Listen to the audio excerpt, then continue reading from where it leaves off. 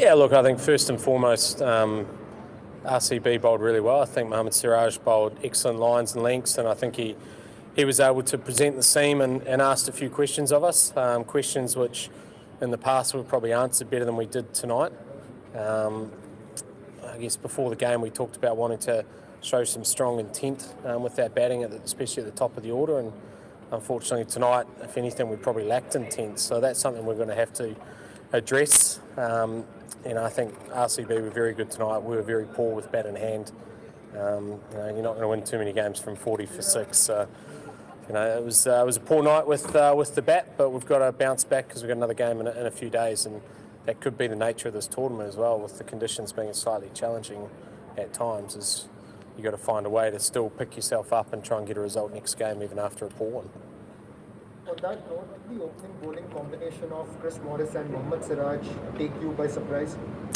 No, it didn't take us by surprise. We'd planned that they would hit us with their seamers, and particularly here in Abu Dhabi, where it has been quite useful for the seam bowlers throughout the tournament so far. So no, it didn't take us by surprise, but I just think we weren't able to enter the game at any stage. None of our top order batsmen were able to get anything going, and if we flip that over and look at how even Aaron Finch, I know he didn't set the world on fire tonight, but he still showed intent. He was walking down the wicket, he was asking some different questions of us as bowlers and trying to take out a mode of dismissal, and sometimes that's what you got to do. You got to be a little bit creative to be able to get yourself into the game. So it wasn't to be tonight. There will be some good lessons for some of our guys, and we're going to have to find a way to be able to actually enter the game, because you can't be in a situation like you were at 40 for 6 and expect to win games of cricket.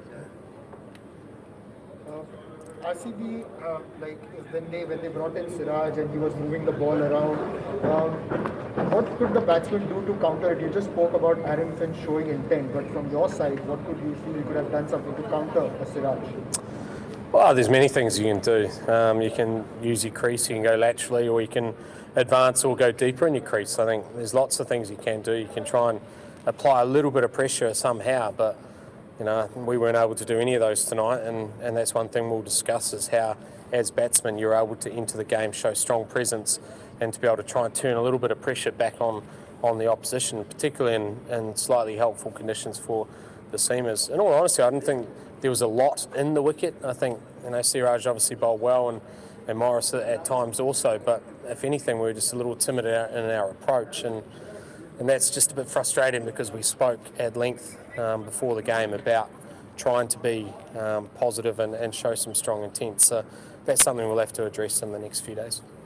Did you expect the pitch to behave the way it did? And Abu Dhabi has generally assisted teams batting second. What was the thought process behind batting first, and was it a wrong decision in hindsight? No, I don't think it's favoured the teams batting second. I think if you've batted first and you've batted well, then there's more of a bias towards that.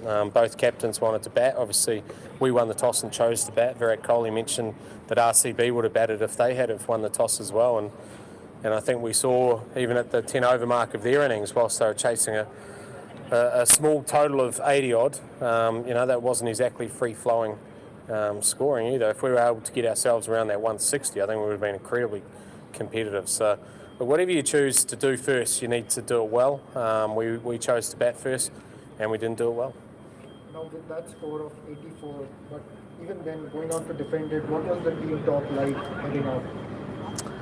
Well, like any team talk trying to defend 84, you still want to show some fight and some courage for your fans and all those who look up to this team. And I thought our application in the field and the way we bowled was actually really good, but we just didn't have enough runs. And defending 84, you might win one in 50 games, but the thing you can control is the attitude, and that's what the guys brought to the table. But tonight wasn't good enough from a batting point of view.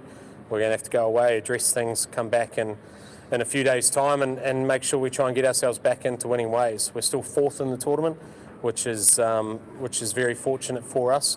Destiny's still very much in our own hands, and we just got to tidy up some of those areas where we're deficient tonight and make sure we improve on our performance, because you're not going to win too many games of cricket if you only get 80 odd runs. And finally, you just said that you've got your destiny in your own hands. The league table is obviously getting a little competitive. You're on the 4th spot.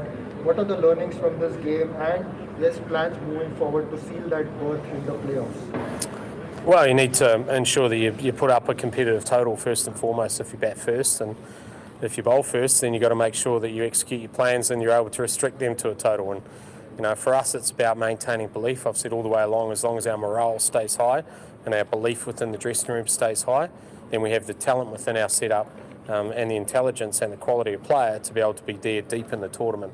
This is going to affect a little bit in terms of our confidence and work hard on ensuring our morale doesn't drop, at the same time having those honest conversations around how we improve.